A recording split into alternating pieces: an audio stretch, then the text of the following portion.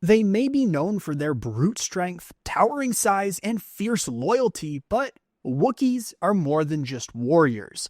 Deep within the vast forests of Kashyyyk, some of these mighty beings were gifted with a connection to the Force, becoming Jedi Knights and even Masters. Rare but undeniably powerful, Wookiee Jedi stood out among their peers. Recently, we made a video covering some of the rarest Jedi species in all of Star Wars. In that video, we gave Wookiees an honorable mention. In universe, they were rare, but we know enough of them that we felt it warranted a separate video, which brings us to today. This is every single Wookiee Jedi in Star Wars.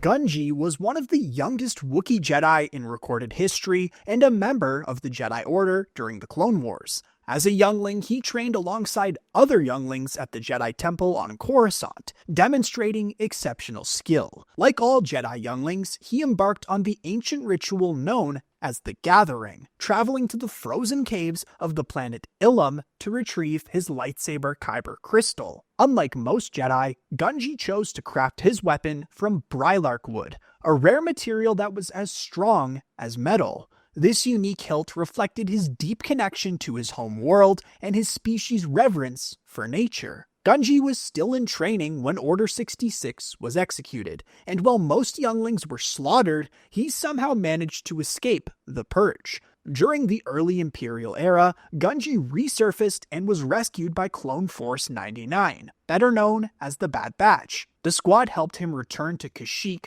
where he reunited with his people and fought alongside them to resist Imperial forces and Trandoshans invading the planet. Tyvaka was a Wookiee Jedi Master who served on the Jedi High Council during the final decades of the Galactic Republic, shortly before the events of the Phantom Menace.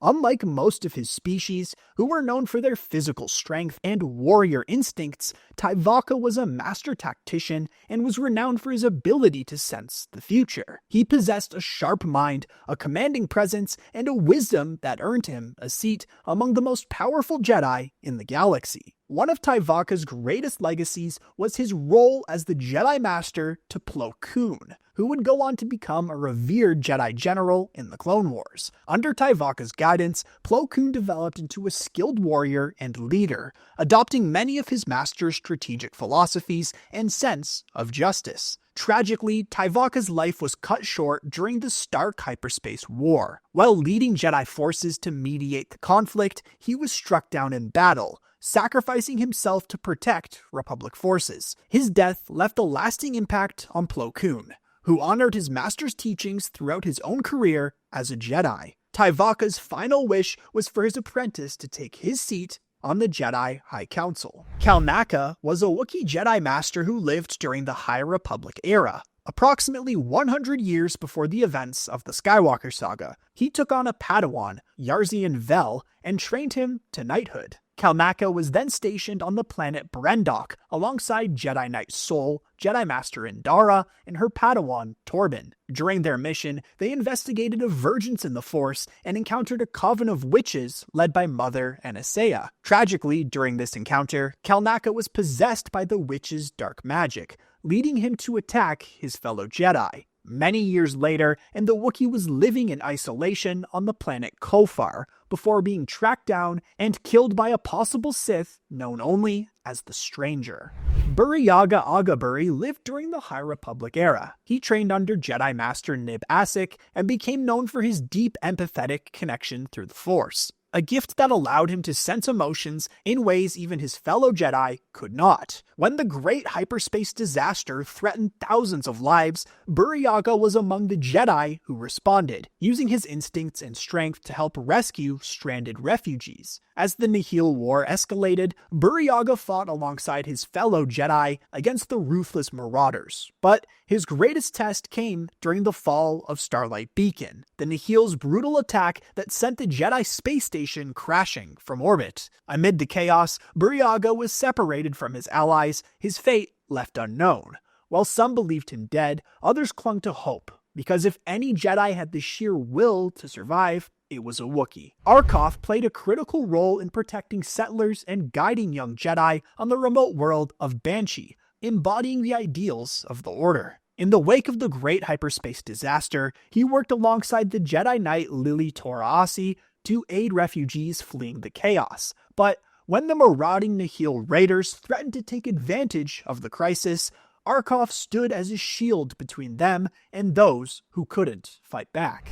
The nephew of Chewbacca, Lobaka was one of the few who ventured into the wider galaxy to become a Jedi in the post-Imperial era. He wasn't just any Jedi, but a direct part of the next generation, training alongside some of the most powerful Force users of the era. Unlike his famous uncle, Lowy wasn't drawn to smuggling or galactic warfare. Instead, his Force sensitivity led him to Luke Skywalker's Jedi Praxium on Yavin 4, where he trained alongside Jason and Jaina Solo and other Jedi hopefuls. Lobaka was more than just a strong warrior. He was also highly intelligent and had a natural talent for technology. This was reflected in his unique bronze lightsaber. During the Yuuzhan Vong War, Lobaka continued to serve as a Jedi Knight, facing one of the greatest threats the galaxy had ever seen. He remained fiercely loyal to his allies and carried his family's legacy forward in the Jedi Order.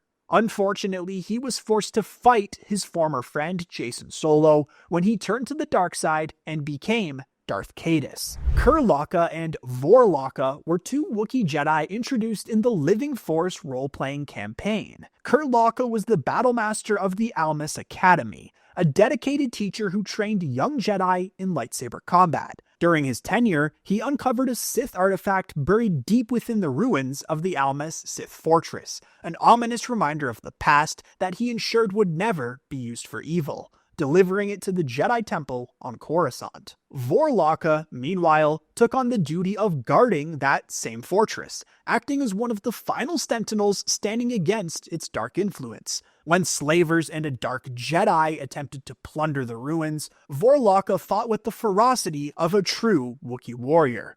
Outnumbered, he ultimately fell in battle, sacrificing himself for the greater good. Before the Jedi Order even existed, the Jedi Order on Tython sought to master the Force. Among their ranks stood a Wookiee named Ruur, a temple master who helped shape the earliest traditions of Force users in the galaxy. Unlike later Jedi, who rejected the dark side entirely, the Jedi believed in harmony between the two aspects of the Force.